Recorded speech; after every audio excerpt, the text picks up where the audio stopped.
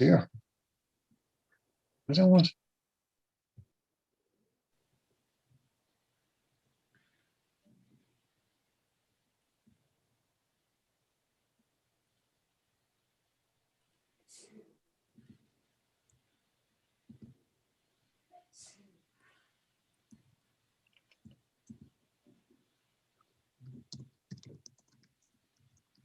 Okay, welcome everybody. I hope everyone is settled now.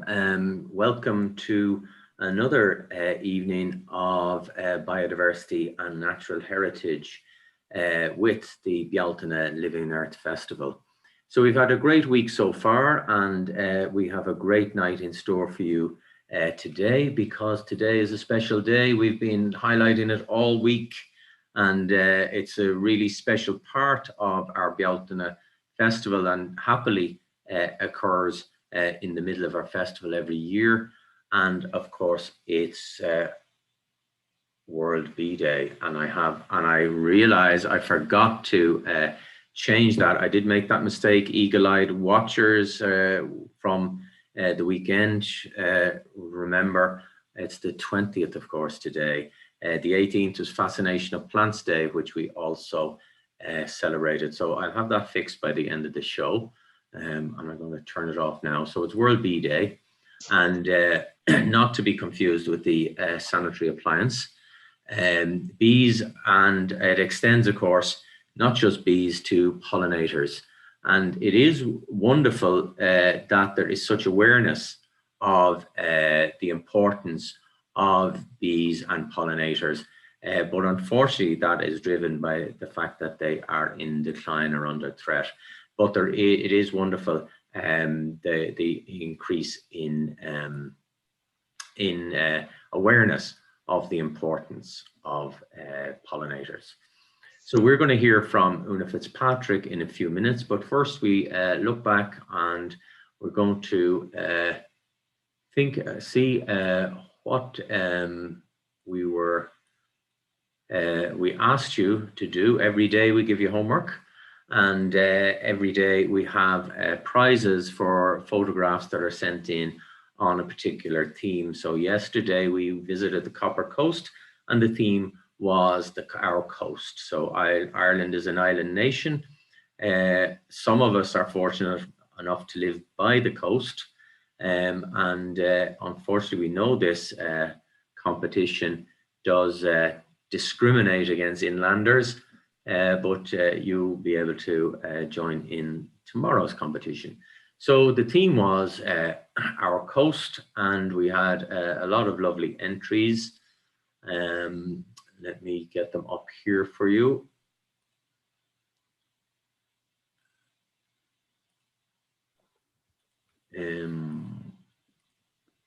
Here we are now.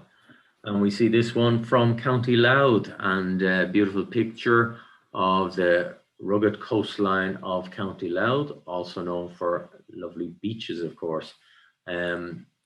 Next up is Anne Nolan, and this is the Copper Coast. And two nice photographs there. One looks like a beautiful summer's day, and the other with really threatening grey clouds. So they're probably taken on the same day. Next up, we go back up to Louth, Clogherhead, and two lovely photographs from Caroline Kavanagh. And on the right is a beautiful rocky pool, lovely composition, leading our view into the pool. And on the left, I think they're probably sea pinks, those lovely flowers that you see all around the cliffs, and loads of them around the Copper Coast as well. Next up, we swing across to West Coast, and it's Jarlath Conan in Kinvara, and looking at the harbour there in Kinvara. Thank you for that. And finally, of our shortlisting ones, we have Marika Dunn, and this is at Bunmahan, and she tells us it was taken shortly before it started to hail heavily. And that is the story of the weather this week, isn't it? But of course, bad and all as the weather is, you can sit in the warmth and comfort of your own home and huddle around a warm Zoom and experience biodiversity this way. This was our first visit to the coast after 5-kilometer restriction was lifted this week. So Marika Dunn, thank you very much for that lovely composition. And you will get a family pass to the Copper Coast Geopark Visitor Centre. So well done to you. Now, next up, we're going to look at, as we've been telling you, we have had a primary school program and a secondary school program running this week. And just to let you know what's going on, today we brought, I think, 40 classes, about 1,200 pupils to seal rescue in Wexford. They're up there near Cortown, and they look after all the seals from around Ireland that are rescued. They're brought there and rehabilitated and released back into the wild. And the kids just absolutely love that. And we could have stayed on all day with all the questions. So just to let you know that the next generation are really aware of the importance of their environment, and they're really catered for in this festival. Another thing to announce is that I need to resize this picture. The examiner have all day today. Today they have a biodiversity supplement, and there we are. We can see it in full size. And this follows after, of course, the Irish Times had this bird guide the other day, and now the Examiner has this lovely working for biodiversity, and you can probably still get that in the shops if you didn't get it already today. So also breaking news in the last 2 hours, we had CalMast has won the Irish Education Awards Best Outreach award. That was just Sheila Donegan there receiving it from Colm O'Regan there in the last 2 hours. So thank you, and that's a testament to our great team here in CalMast and Waterford Institute of Technology, and also all our partners both in the region and all across the country that work with us. Everything we do is in partnership. Let me see.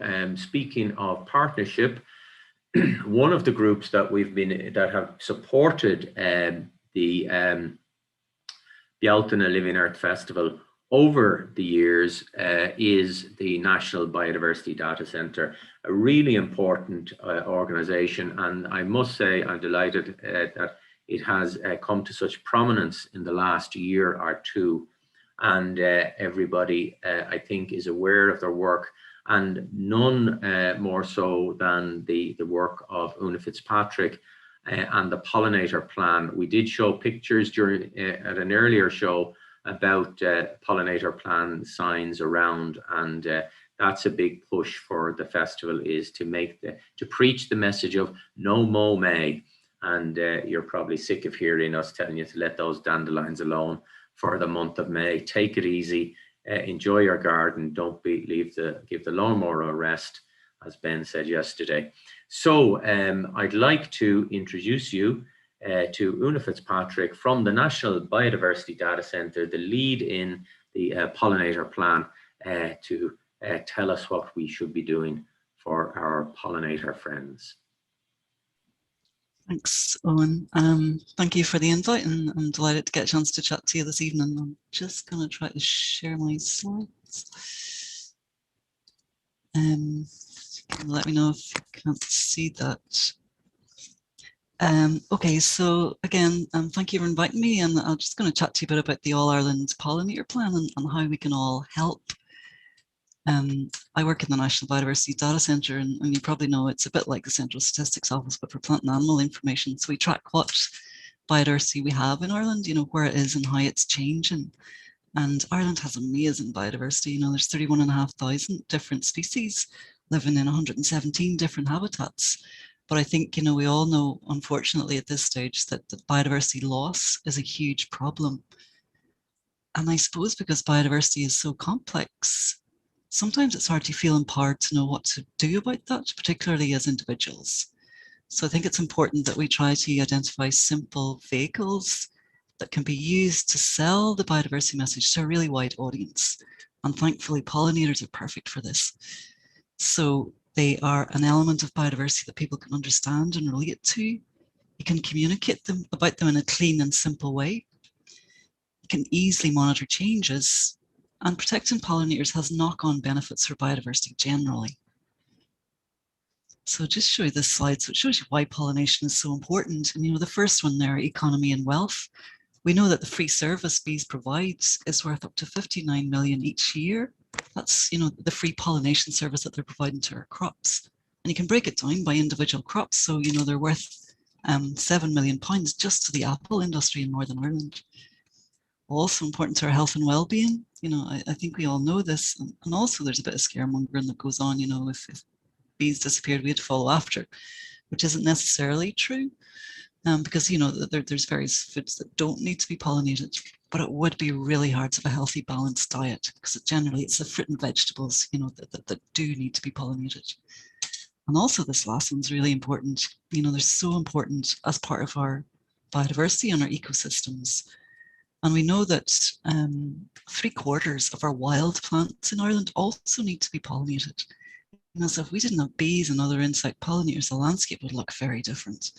Those plants, they provide fruits and seeds for birds and mammals. So really, you know, in protecting pollinators, we are protecting the whole environment. And sometimes I like to show this slide because I think it kind of brings home what it might mean to us as individuals. So firstly, you can see there your produce choice in the supermarket with bees, and then I'll show you without. So this is with, and then that's without. You know, so you can see like there is a big difference there. Also, we need pollinators if we want to grow our own fruit and vegetables. This is my own garden. I live in Waterford.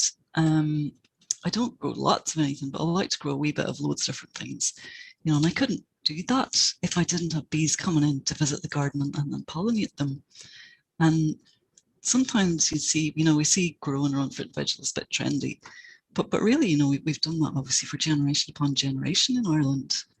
And you might not want to do it now, which is absolutely fine, but I suppose I feel strongly that we should protect our ability to do that, you know, both for ourselves, but also for future generations. So who are the pollinators in Ireland? Well, most pollination of crops and our wild plants is carried out by bees, and then the rest is by all the various other insects that would visit flowers, and particularly flies. So unfortunately, the plight of pollinators, you know, is similar to what's happening across our biodiversity. And in Ireland, we've got 99 different bee species. So there's the honeybee, you know, that most people are familiar with, that's kept by beekeepers. So the honeybee's not in trouble. But then there are 21 different types of bumblebees and 77 different types of solitary bees. And unfortunately, those wild pollinators, so the 98 wild species, 1/3 of those are threatened with extinction from the island. And what's almost worse, I think, is we have a scheme within the National Biodiversity Data Centre that it's called the Bumblebee Monitoring Scheme.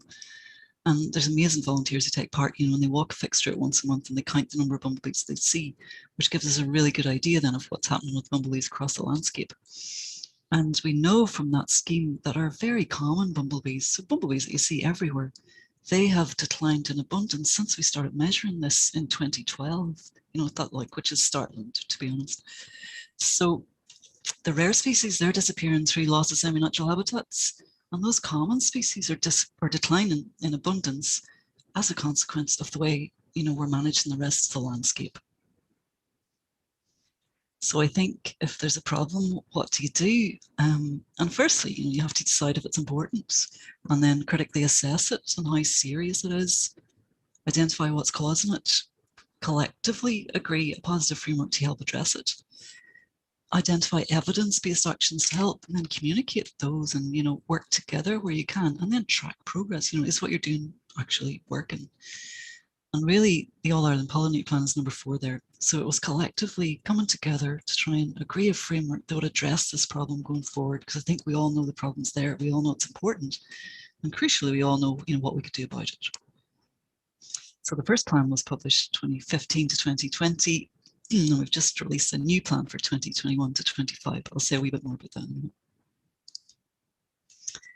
So I think the first thing is you have to be really clear what it is you're asking people to do. So this slide just shows the 98 wild bees that we have in Ireland.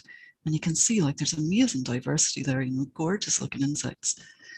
And if you want to help protect those, if you want to help implement the All Ireland Pollinator Plan, it's important to think about how your site can provide food, shelter and safety.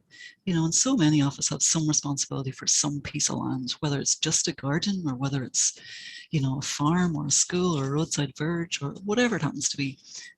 It's important about thinking, how can that site provide food, shelter and safety for pollinators?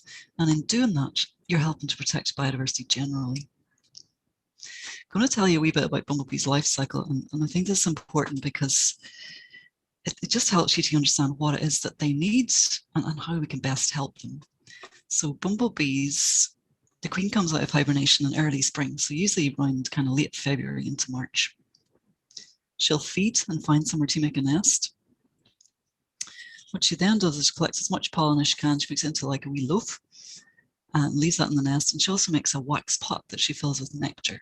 And then she starts laying eggs, fertilized with sperm stored from the previous year. Those female workers emerge and they take over the nest duties. The queen stays in the nest laying eggs.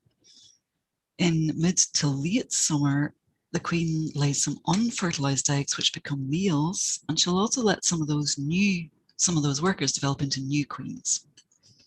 So the new queens and the males, they leave the nest to find mates.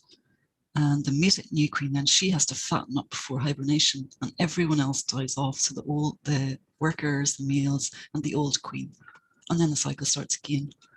So you can see there, they need a nest site, they need somewhere to hibernate, and then they need food right throughout the year. Bumblebees nest on the surface of the ground or just underneath, often in long grass or in the base of a hedgerow. They hibernate underground, so they'll burrow in underground, and usually they choose north-facing slopes for that, just so they don't get the winter sun and think it's spring too soon. But the important thing is food. And I think people are more conscious of bees, but we tend to help them when we see them. So you see them more in spring and summer because that's when the colonies are most active. So that's when people tend to help. But we have to remember, or not forget, I suppose, about the other ends of the cycle. So in early spring, that's when the queens come out of hibernation and they have to establish some nests. And there's research that's shown, this is called the buff-tailed bumblebee, so it's very common in Ireland. And there's studies that have shown that one queen buff-tailed bumblebee has to visit about 6,000 flowers a day just to get enough energy to maintain the heat to brood her first batch of eggs. That's huge. And things like willow and dandelion, really, really important at that time of year. And again, then the other end of the cycle, the autumn, that's when the queens have to fatten up before going into hibernation. And again, we know the buff-tailed bumblebee, she has to weigh about 0.6 grams to successfully hibernate, which is nothing to us, but that's obviously chunky if you're a bumblebee. So again, really, really important that there's food and forage sources in the landscape for them, into the autumn. And things like ivy and knapweed are really, really important. Just going to tell you a wee tiny bit about solitary bees. So they have a simpler life cycle. The males and the females emerge in spring. They mate. The female makes a nest. You might be noticing here with bees, that's the girls that do all the work. But so the female makes a nest. She lays eggs and she leaves a food supply of pollen. And most of our solitary bees are called mining solitary bees, and they make a nest by burrowing into bare soil. So they make a wee tiny burrow into bare soil. And in there, they'll have different cells, and in each cell, the female will lay a fertilized egg, and then she goes out and collects as much food as she can. It's sort of like a ball made up of pollen and nectar. And she leaves that ball of food beside the fertilized egg, and then she closes off that cell, lays another egg, collects another ball of food, and so on and so on.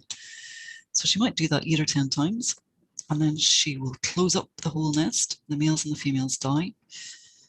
The larvae overwinter and eat they eat the food supply that the mum has left for them, and then they emerge again the next spring. So solitary bees need nest sites, and they need food sources, to enable them to complete their life cycle. So most for solitary bees, about 80% are mining bees, like I just described.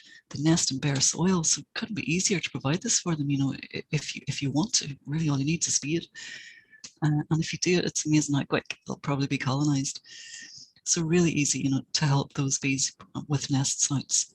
The other 15 species are cavity nesters. So they will nest and exist in cavities, that might be holes in wood, or holes in masonry, or the commercially available, or the ones that you can make yourself, bee boxes. And the ones that use bee boxes are the most likely solitary bee to use bee boxes. They're called leaf cutter bees. They're amazing to see because they cut circular pieces of leaf out and they bring it back to line the cells in the nest. And then they also use the circular piece of leaf to close off, the end of the nest. And actually, you'll know that your bee box is being used if you can see little bits of petal or sometimes mud, closing off the entrance. So I suppose all very well saying, bees are in trouble and we want you all to help, but you have to tell people what it is you're asking them to do. So that's what we've been trying to do as clearly as we can within the All Ireland Pollinator Plan. So we wanted solutions to be evidence-based and targeted to the right audience. So we've been producing these guideline documents for different sectors, so there's one for schools and farms and councils and local communities, businesses, gardens, and so on. And each one has actions that you can take, but they're all evidence-based. So we've looked at all the scientific studies and only picked the ones that actually work. And each time that we produced these guidelines, we worked with the sector. So they fed into them, to make sure that what was being suggested was actually realistic or pragmatic. And also then we tried to tailor the communication each time. So you can get them all, say, freely available on pollinators.ie. There's another series of guideline documents that explains some of the more complicated actions. And then we've got a third series that has guidelines for sort of more site-specific types, so for golf courses or sports clubs and so on. As I say, all available on the website. And there's lots of other stuff on there as well. There's animations and videos and hopefully, really, I hope, as much as you might need, to get involved if you want to help the All Ireland Pollinator Plan. I want to talk about just 2 key actions. The key driver of decline is hunger. It's as simple as that. There's not enough food in the landscape anymore, so bees need a range of plants to feed on throughout the year so that they have a healthy, balanced diet. And there's 2 key actions that are really good at providing this. One is in spring to have native flowering hedgerows and trees, incredibly important resource for so many insects, including pollinators. And this time of year is beautiful in Ireland when the hedgerows are flowering. When the blackthorn, the hawthorn or the whitethorn starts flowering, it looks stunning. You can see it at the minute. It really, really is beautiful and so important for our biodiversity. The other action then is, and I'm glad to hear you've been talking about this already, is the native meadows, the Don't Mow, Let It Grow. And I'm afraid I'm going to talk about Don't Mow, Let It Grow again extensively, probably, because it is such an important action. So, with Don't Mow, Let It Grow, what you're doing is just, giving the flowers that are in the soil seed bank a chance to pop up, provides a beautiful habitat for us, an amazing habitat for biodiversity. So you see so much, I think, of this in the landscape. Even worse, you sometimes see this. Whereas if we just didn't mow so often, you get this, which is so much better and is providing food. And what that reduced mowing does is providing these amazing superfoods almost, for pollinators. And it's really simple things. It's, it's a dandelion, it's a clover, it's a bird's foot, it's trefoil. And dandelion in particular, it is so good because it flowers so early when bees are coming out of hibernation and really need to, to feed. And I'll just show you this picture because I like it. It shows you, obviously, bees see differently to humans, but this is what a dandelion looks like to us, and then what it looks like to bees. So the first picture there is why we see it, and then that's how bees see it. So you can imagine, when bees come out of hibernation in spring, dandelions like beacons in the landscape that they're so keen, to hone in on and know that they're going to be so rich in pollen and nectar. So again, just this slide, I think it shows you 3 different mowing regimes there. You can see there's one cut regularly, There's one cut less frequently, maybe, you know, once every 4 or 6 weeks. And then there's one cut once a year. And if you were a bee, you can imagine yourself, you know, you wouldn't be down with that because there's really nothing there for you, but you'd love a bit of these too. And it just shows you, you know, how easy it really is and how cost effective it is to help. The important thing is if you want these grassy areas to become more flower rich on their own, you do have to take the grass cuttings away each time. You know, often the grass cuttings might be left or mulched back in again. You have to take them away because what's happening when you do that is the soil fertility is gradually being lowered. And when you do that, it gives the wildflowers a chance to compete with the more robust grasses. So you take the cuttings away, reduce the soil fertility, and over time, these areas become more flower rich all on their own. And it is, you know, it's these simple plants that pollinators have evolved with and needs and want. And, you know, these all grow. I showed you my garden at the start. You know, I live in Waterford City. It's just a normal garden, but these all pop up just when you reduce mowing. When you don't mow, let it grow. And it is really simple things. You know, it's dandelions and daisies and buttercups, clovers, you know, bird's-foot trefoil. It's so important. And, you know, I think who wouldn't want all those visitors coming to their garden or a park or wherever it is? And again, you know, this just shows you what these areas look like. And they're stunning. This is meadows are a habitat that's been decimated in Ireland, you know, to the detriment of our biodiversity. And it's so possible to bring them back, even if it is one tiny pocket at a time. You know, it's so possible to bring them back.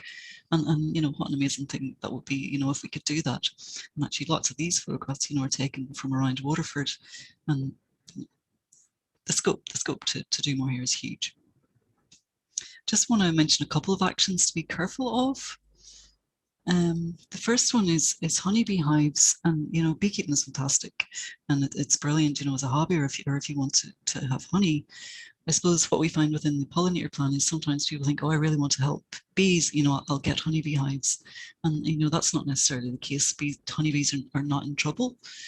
And actually, if there's too many honeybee hives in the landscape, then they just compete with the wild pollinators, you know, and make things, you know, even more difficult for them. So I suppose just bear in mind that, you know, getting honeybee hives is not a biodiversity action. There's nothing wrong with it, but you know, it's not an action that's helping biodiversity. The other thing is that the pollinator plan, we don't endorse seed bombs. You know, it's not a great way to plant seed. And actually, we also always recommend the natural regeneration, the don't mow, let it grow, rather than planting any kind of wildflower seed. And the third thing is with bee hotels, sometimes people are tempted to go big. Some of these are so big they nearly need planning permission. But, you know, I suppose just bear in mind that big isn't always better in this case, because those really big hotels are more likely to attract predators or to harbor disease. So the smaller ones, the ones that are sort of the size of a blue-tip bird box, you know, that's the best way to go. Just a couple really quickly, some of the things that have been achieved in the first phase of the All Ireland Pollinator Plan from 2015 to 2020. We had 81 actions and they've largely been delivered, thankfully. You know, partners have been amazingly supportive and they've really got behind the plan. We developed the evidence-based toolkits by sector. This was at the end of 2020, 55 councils had become partners, which is brilliant, but actually there's been a whole loads more that have signed up very recently. So I think at the minute there's about 3/4 of all councils across the island who've agreed to support the plan and take action on the public land that they're responsible for. 162 communities have become pollinator friendly through the Pollinator Award and the Tidy Towns competition. You know, we've reached all primary schools in the Republic. We have a framework where businesses can sign up as a supporter of the plan and agree to take actions. And, you know, that's been growing all the time. I think it's about 320 businesses that are supporting it at the minute. Parks have become pollinator friendly. And again, you know, the nature park was highly commended in the Green Flag for Park Pollinator Award just last year. And it is a fantastic site for pollinators in Waterford City. We've got a mapping system where everyone who's helping can log their actions. You know, there's an increase in the number of sites being logged there. We're seeing increased levels of people recording pollinators and submitting data to the National Biodiversity Data Centre. Lots of awareness raising. We've got a farmland project within the data centre where we're working with a group of 40 farmers to show how all farms can become more pollinator friendly. There's an Irish Pollinator Research Network, which was established in 2017, and we're delighted that WAT have just joined it this year. So that network has been, you know, going from strength to strength, and really the work that they do, you know, helps to underpin the pollinator plan itself. And again, I suppose thankfully, we have been regarded as a success story internationally, which is, full credit to all the people out there who've got behind the plan and, made it a success. To celebrate the end of the first phase, we produced this booklet. It's called Working Together for Biodiversity. And it's got lots of, I suppose we wanted to pull out some of the really positive things that were happening across all sectors and the things, that individuals and groups and councils and schools and so on were doing to help. And to be honest, of all the things we've done, this was the hardest to do because there were so many stories to pick from. So we selected about 80 and put them into this booklet. But if you want to, I suppose, get a flavour of all the type of things that's been happening across the pollinator plan, that's a good place to have a look. You can get it online on the website. Just say a wee tiny bit about the next 5 years. So we wanted the next plan, to be more ambitious, but obviously still remain realistic. And we wanted to critically review, what had happened over the first phase and build on that for the next one. So this new plan was published just at the end of March. It's got 186 actions this time. We've gone from 81 to 186. We might have lost one of ourselves, but hopefully not. So it is definitely more ambitious. We're really excited about hopefully now delivering this over the next 5 years. I'm not going to go into detail of it. You can see it yourself on the website if you're interested. But just a few of the things, I suppose. Really, it's about doing more. It's about building on the first phase and, engaging more, monitoring more, encouraging more land to be managed for biodiversity.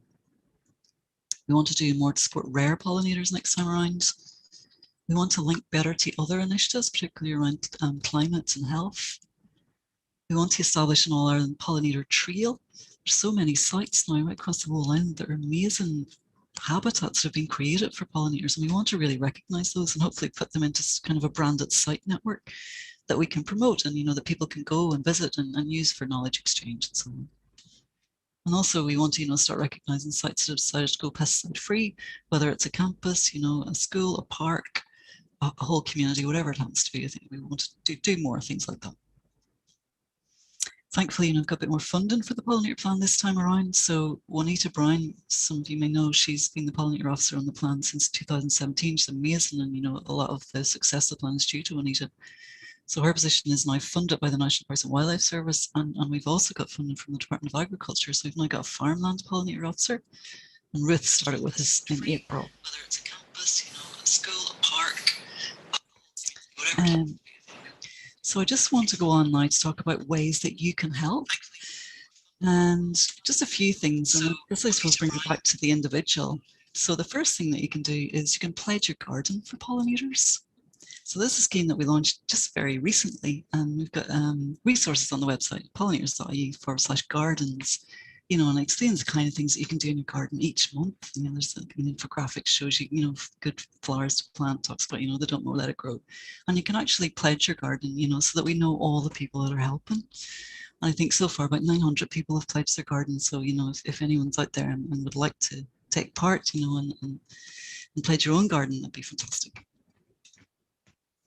You can also learn more about biodiversity. I've got lots of resources on the National Biodiversity Data Centre website, biodiversityireland.ie, and lots on pollinators.ie, this little infographic on all the different bees in Ireland, and lots of initiatives where you can learn more if you want to.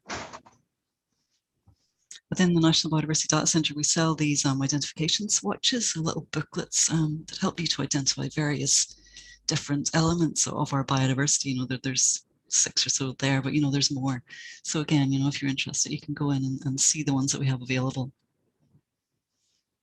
We've also got some free interactive online courses. We always did a lot of courses within physical courses, workshops, things within the data center, and I suppose COVID has curtailed us a bit. So we've tried to move to these online courses. So there's a couple developed already. There's one that you can take to learn to identify Ireland's butterflies, and another one to learn bumblebees. So again, I've put the links up if people are interested. You can also help us improve our knowledge. So obviously within the data center, we collect data on biodiversity and we make it all freely available. And it's made available through this system, which is called Biodiversity Maps. There's about 4 million records in there at the minute, and anyone can see them and access them if they want to. So you can see maps of any species in Ireland. You can download data sets. You can also search the map and download and see what occurs around your area. And then you can send us data. So where there's things when you're out and about that you're able to identify, whether it's butterflies or bumblebees or birds or mammals, whatever it happens to be, you can send that information back into us to help build the overall national knowledge base. So you can do that online, or we also have a smartphone recording app. I suppose lastly then, you can help us monitor biodiversity. And I suppose the difference between just sending us in when you see sightings, which are very valuable, monitoring is where you use a standardized methodology and everyone's doing the same thing. So it makes it easier to use the data to assess trends. And we've got lots of different monitoring schemes within the centre that people can get involved in, and you can see them on the website. But I'm just going to mention two that you can do in your garden. One are called fit counts, so flower insect timed counts. That's where you watch a patch of flowers for 10 minutes and you count how many insects visit and then let us know. And that gives us a really good idea of what's happening with pollinators. You can do it in your garden, on different flowers, as many as you want, the more the better. And the other scheme that we have that's suitable for gardens is the garden butterfly monitoring scheme.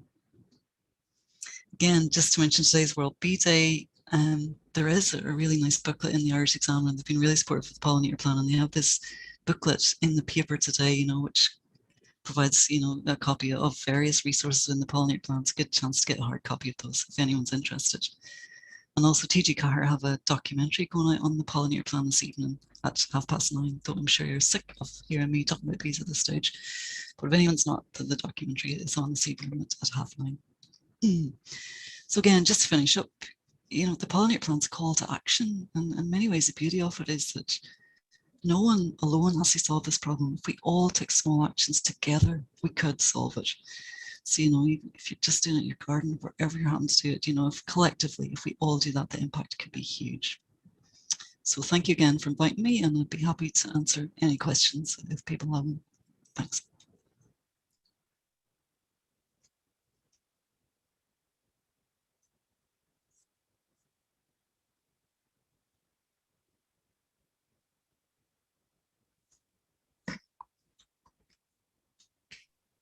Sorry, Owen, you're mute there. Oh, I guess you weren't hearing me there. Can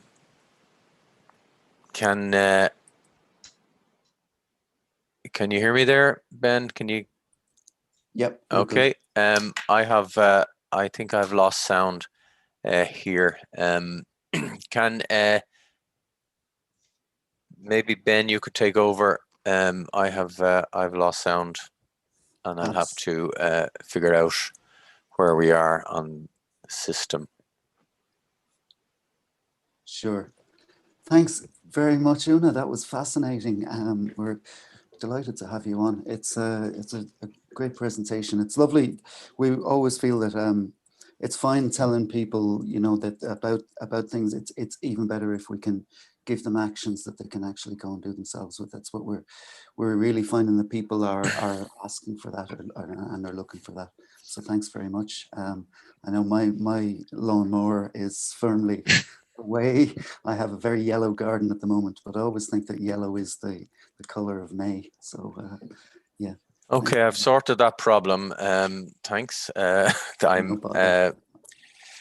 Yeah, too many virtual buttons here to be twirling. Yeah, I was saying that it must be the busiest day of the year for you, Una, and we do get the chance of meeting you again later on at 9:30, and with some other experts on TG Cahir 9:30.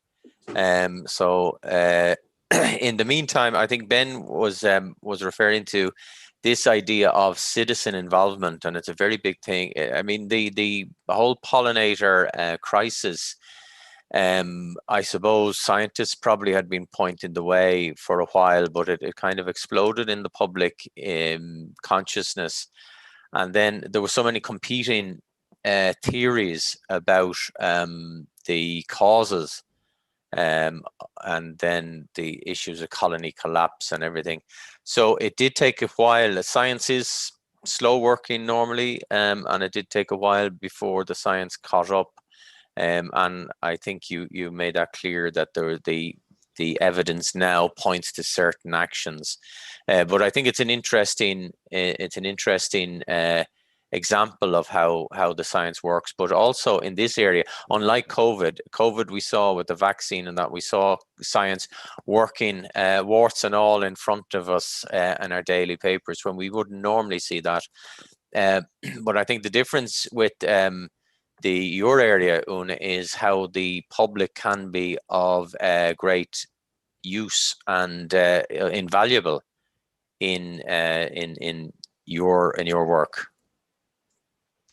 Yeah, absolutely. And people have been fantastic about engaging with the pollinator plan and actually getting involved, you know, both in taking action and also in helping us to track change and to monitor them. So yeah, no, it's really been amazing, and people really, really have engaged, I suppose, at levels that we never anticipated when we started this. And I'm sure a lot of our audience are already involved, and people who will see this, the recording and that will also, I think, go to the Biodiversity Data Centre and look at your website and see how they can get involved, because the really science has become so complex that it's not easy for, let's say, the layperson to be involved. And there's I think really only two areas I can think of, and that's biodiversity and astronomy, where amateur scientists make major contributions. Just let's see, are there what comments and questions are coming in? And first one, let me see, from we'll go down. Sorry. Marika says, thank you for the lovely presentation on pollinators. Denise also is thanking you. Great tips, Una, says Anne.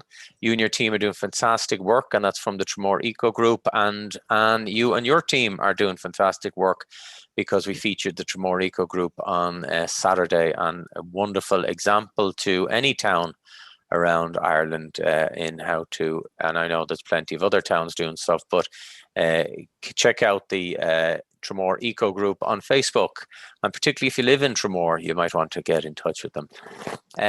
It's great to see there's more info about going pesticide free in the updated plan, and really there's no need for people to be using pesticides in their gardens.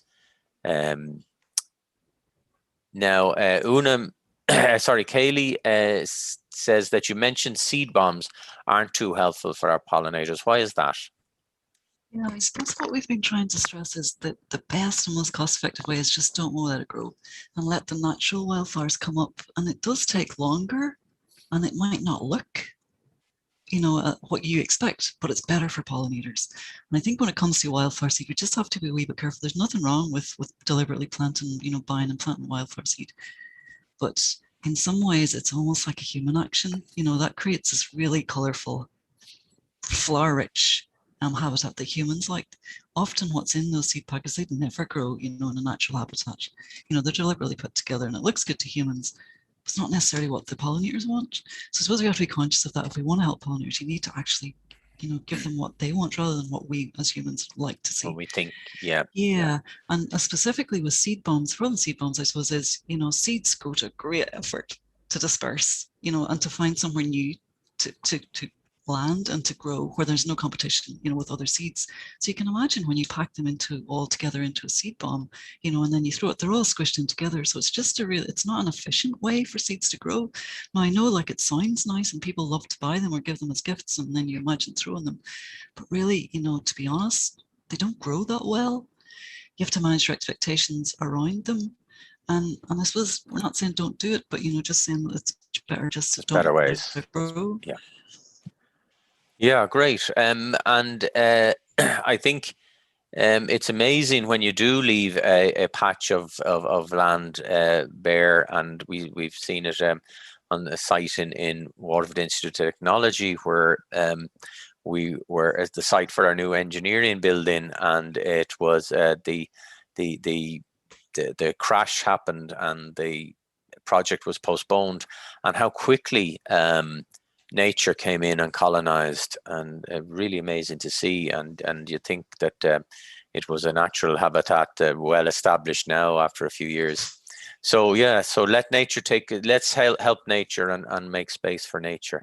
Brian White says, thanks, Una. Great presentation with lots of information and food for thought. Also, thanks for being so helpful with individual queries to the data center. And Sheila asks, has COVID had any effect on the number of pollinators this year? I suppose we don't know yet for this year, but what we saw last year was that, you see an increase in biodiversity generally because things weren't being managed so much. So particularly, last year when the lockdown started, there was a lot less grass cutting by local authorities and things. So we definitely, we were seeing a bounce, in the number of records coming into us. We never had, as many records coming into the centre as we had last year. Now it's a combination of people having more time and reconnecting with nature as well as, the changes to the management, particularly of public land, that was, benefiting them directly. So yeah, definitely. And I suppose the main thing that we've noticed from COVID is just, as I say, people reconnecting again with nature. I think we all got huge solace from being able to be out, whether it was just in the garden or wherever it was, and being able to see biodiversity and birds and butterflies and bees and whatever it is. And we'd lost that a bit. So I suppose, COVID's been terrible, but, it has helped us to reconnect, or a lot of us to reconnect again with nature. And I hope that we can hold on to that, as we move back out of COVID. I think you're certainly preaching to the choir here on that note. We're all fascinated with biodiversity, and it has really been a solace to people over the last year, and I think it helps a certain amount of reset in our lives that we will keep on when things go back to abnormal. Paul Gannon asks, at local level, how do you ask councils to take on the concept of no mow May? And the past week, his local grass verge has been cut. Yeah, it's a challenge, and to be honest, councils have been really supportive, and it's difficult for councils because what they're doing is they're changing the way things have been for so long that you have to, it's a slow process, it's about slowly changing mindsets and bringing people with you on that journey. So I know, there's people who want that to happen quicker than it does, but I would say from what I see, so there's 3/4 of all councils across the island have signed up now, and Waterford County Council have been really supportive. But it's you have to do it slowly, and you have to bring people with you. So I guess that's what we try to encourage within the pollinator plan, is just to constantly encourage and constantly promote how good it is, and constantly try to provide advice on how best to manage these areas. And I think over time, it'll happen. I think we do like to criticize the councils, and we gave credit on, I think it was Saturday, because Wexford council promoted or were announcing their rewilding plans. So I think it's also important to remember that the councils reflect us. And for every one of us who's saying it's terrible, the council cutting grass, there's somebody else ringing up and complaining that the grass looks untidy.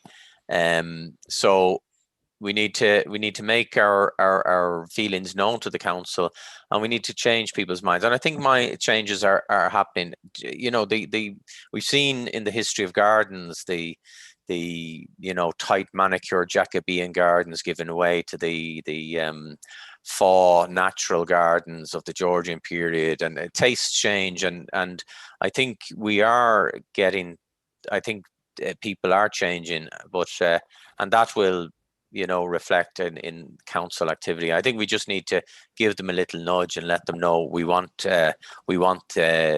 verges with wildflowers, and it's no harm to let the verges grow. Yeah, no one ever tells councils when they're doing something good, you see. It's only the people who complain. I'm not saying that we should all be writing to our council saying how amazing they are, but if you like what they're doing, you should tell them, because that'll counteract all the people who are writing to say that they don't like it. Often I see longer grass, maybe 100 people drove past that and thought, oh, that's a great idea, but 3 people didn't, and they're the people who contact the council.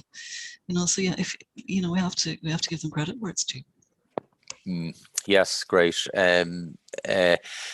So Deirdre Cowell, thanks you for a great presentation. And who should secondary schools locally contact to get your message out there? We've got resources for secondary schools on the website, and we developed how to create a school pollinator plan, which is sort of it was written specifically for transition year students, in the hope that maybe they could take it and create their own pollinator plan within the school. It's got lots of actions. So there are lots of resources on the website for both primary and secondary schools. So I suppose directing people to there is great. I've been trying to talk to new audience this year, and I did speak to secondary school science teachers association there a while ago. So I suppose we're trying on our side as well to get the message out, as widely as we can. Okay, great. I'm just conscious there's a few other questions here. If anyone likes to unmute and ask questions directly, we welcome that.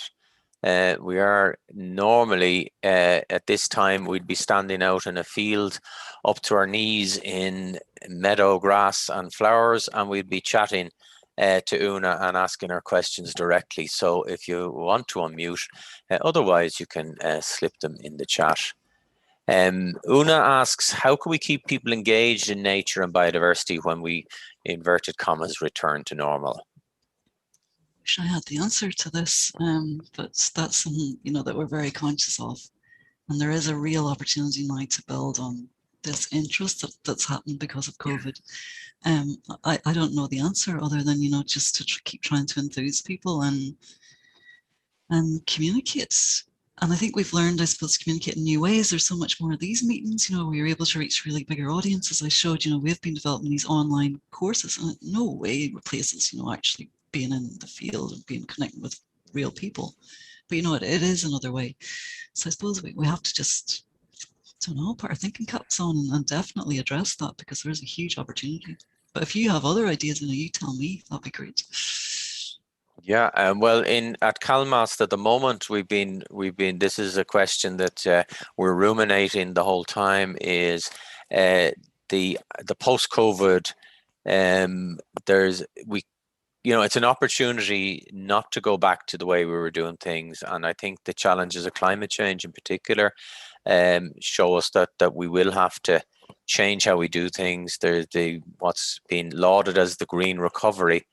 As we restart our economy, we need to prioritize things that are climate friendly and biodiversity friendly. So it's certainly something that we've been talking about a lot. And I suppose I should maybe tell you and our viewers that in addition to our all our schools program this week, we've also been running a program for the last 6 weeks with transition years on sustainability, and it's called Sustainability: Our Future, Your Story. And the transition years are kind of learning about different areas of issues in sustainability, and they're trying to produce their story on it. And their story then will go to the local primary school and to other people of their own age. And we'll here we have one here, if you can hear it. The sound isn't great on this now. It's a Gael Colosh on Clore.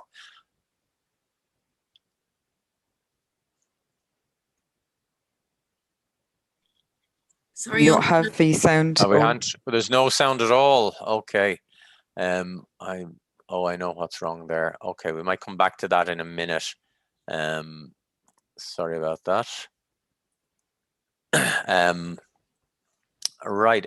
So we have I think 420 transition year students in the last 6 weeks have been working on this, and they're producing their TikTok videos, and they're putting them out to local primary and secondary schools. So it's really great because it's empowering them and it's making them the messengers and the ambassadors.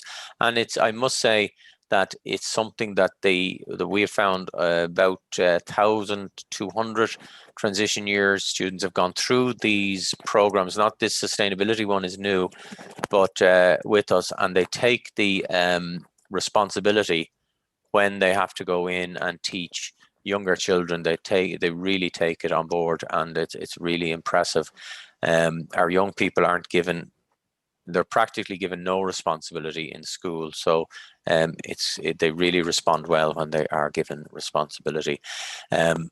We've had this program is, as I say, we were approached by teachers before Easter asking, would we do something for TYs when they come back to school, and we were going to do this. We were designing it for 3 schools, and we had 12 schools hear about it and come on board, and of course they're really welcome. I'm sorry I couldn't get the sound for that. We might show it tomorrow evening, and we have some more to show anyway. In the meantime, it doesn't really make up for it, but I'm going to show you my tie close up. I have worn a tie about 3 or 4 times in the last year, unfortunately, mostly to sad events. But here's my tie. Can we see that? Yeah. And that's my special Save the Bees Bee Day tie. And I'd like to thank, unless there's any other questions. Oh yes, there is. And we'll just take these and we'll move on to wrap up then. Marika makes the comment about it's great to do the online training. It's really opens it up to everybody. And then Paul Gannon says that recently Monty Don promoted leaving small wood piles in the gardens to support insect populations, also to extend verges in fields. Simple but effective. Cool. Can I ask you something? Yeah. Can I ask you something? I live in a house and stay here in Prizewood, okay? And there's a couple of derelict fields, but what's happening in the last 10 years? We thought they were hills, and they're not. That's actually a rubbish dump there the past 30 years. And no one seems to be doing anything about it. You know, we've been up in the Prizewood Park with them, and there's an awful lot of things like the bees and all are all there, but you seem to be staying away in this pile. And there's tons of it. There's tons of it over here. It's at the end of the Prizewood Park here in Coolock. Okay, and is there like plants? Is it plants growing on it and that? It's all plants and all is on top of it, and underneath it is soilage. I was talking to my father. He says that was there about 35 years ago. Okay. I think more people need to be notified what's there, because there is a landfill and that shouldn't be there, you know. Yeah, well, I suppose it's too late now. It is there, but what they can do about it, I suppose, as long as nobody builds on it, and it's probably is that the main safe thing enough at this stage. Build on it, because they're talking about building on it now. Would you believe that? Oh well, if they do and it is a landfill, they'll have to dig out everything and remove it. Okay. They were talking about, you know, these new houses that they just come and put for 20 years or so. But I don't know. The planning permission is there, but it's definitely a landfill, because my grandfather and all told me about it. Okay, well, in that case, they'll probably have to dig it out and remove the material before they build on it. But there's a lot of open areas up there in Priorswood. There's a lot of we have the valley space for the bees and everything. We have the valley, and up there it's beautiful. It is, you know. There's a couple of people doing local honey up there. If anybody needs to know, it's brilliant stuff, you know. Yeah, great. And you're not too far from the open countryside there, anyway. So yeah, very nice. Thanks, Paul, for that. And thank you very much, Una, for your presentation. As I say, a very, very busy day for you. And now that's our project. You notice I fixed the date and removed the date on that. So we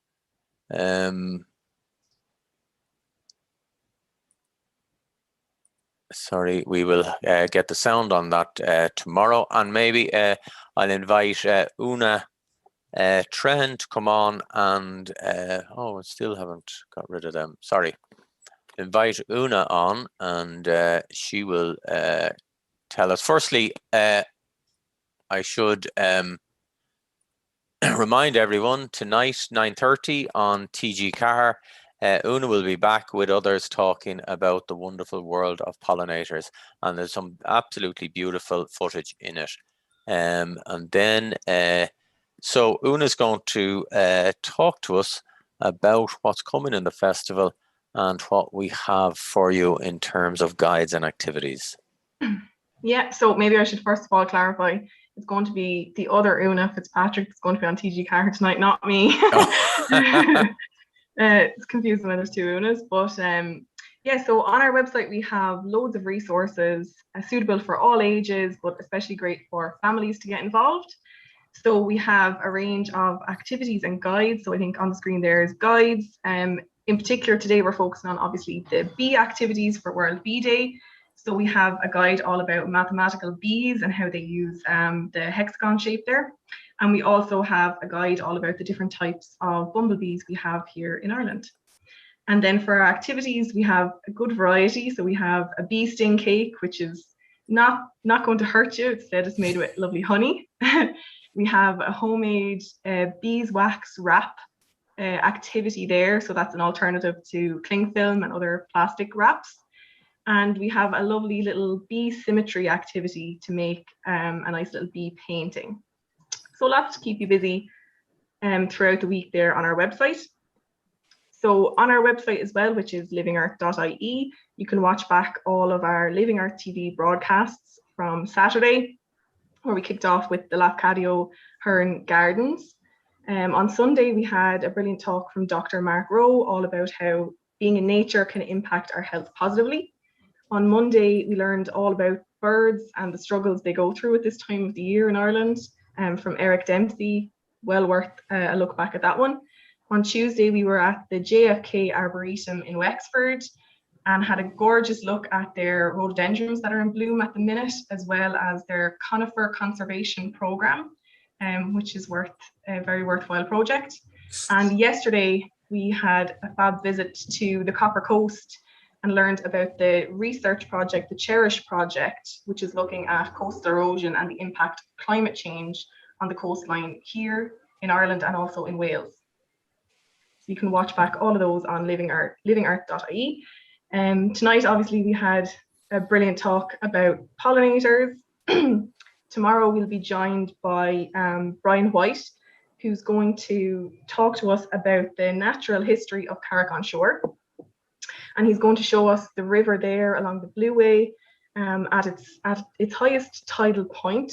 And he's going to introduce us to some of the wildlife that depend on the river as their habitat. And then okay. Thank you very much, Una. Sorry to interrupt you. Go ahead. You're okay. I was just going to say on Saturday, we'll be celebrating International Biodiversity Day then. Okay, great. Thank you very much, and sorry for cutting across you. So we've lots more to come in the festival, and we have for tomorrow our competition will be to send us photographs of pollinators. It doesn't have to be bees, it could be insects, it could be butterflies, any sort of pollinators, or indeed if you can't if you're not fast enough with the camera or you're with your phone, you can send us a picture of a bee-friendly patch of verge or the corner of your garden, anywhere that's reserved for pollinators. You can send those in, and the prize tomorrow will be another family pass to the Copper Coast Geopark Visitor Centre. So I'd like to thank once again Una Fitzpatrick, not only for her wonderful presentation, not only for making time for us, all on her busiest day of the year, but for the work that she does throughout the year, and to her colleagues like Juanita, who has been great for us in the past, and Liam and all the gang at the National Biodiversity Data Centre. So thank you, Una, for everything you're doing, not only on behalf of the pollinators, but on behalf of us all. And I'd like to thank the team here, thank Ben for standing in yesterday and running things so well, and for jumping in here when he's always there, has my back when I get in trouble with the controls here. And most of all, I'd like to thank you all for joining us and making time, and I wish you a very happy day for bees, and hopefully we'll see you tomorrow night.